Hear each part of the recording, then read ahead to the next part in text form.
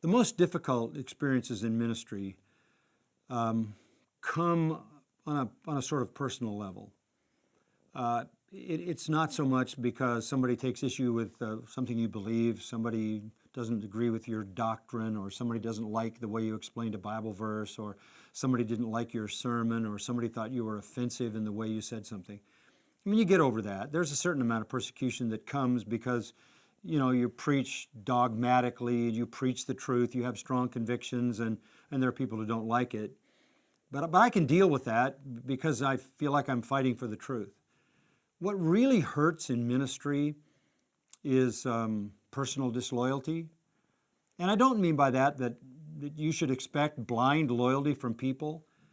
But what I do mean is a kind of Judas experience. I think the deepest grief that our Lord ever knew what would come from Judas, so close, so loved, so exposed, so much spiritual opportunity, and he betrays Christ.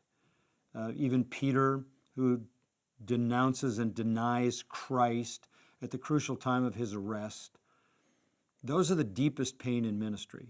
When the people in whom you've invested the most, whom you've loved the best you're capable of loving them, to whom you've given spiritual responsibility, for whom you've held high expectations, for whom you even believed the best, turn on you, turn against you,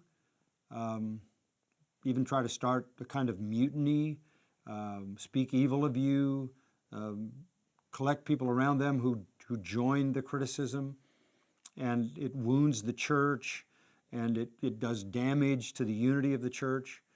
Those things happen. They've happened to me through the years. Very vivid memories in my mind. Those are the hardest things to deal with. And I think because they end up being false accusations. People are accusing you of something you don't believe is true, and you don't want to defend yourself. I don't defend myself. If my life is not a defense, I have to leave it at that and let the Lord be my defender. But I think to be accused falsely, to be treated as if you dishonored the Lord when you haven't, that is the deepest wound. I don't want anyone to think that I'm dishonoring the Lord, that I'm being unfaithful to the Lord. And when those closest to you accuse you of that, that's the hardest thing to deal with. That was true of the Apostle Paul, brutally treated by people in the churches that he himself founded. That was what led to what he called the thorn in the flesh. It was just tearing him up, that there was criticism of him in his own church, but the Lord used it for his perfection. When he was weak, the Lord said he was strong.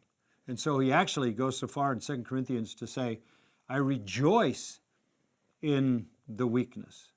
I rejoice in criticism. I rejoice in suffering, because when I'm weak, then I'm really strong. And I think you have to embrace the suffering.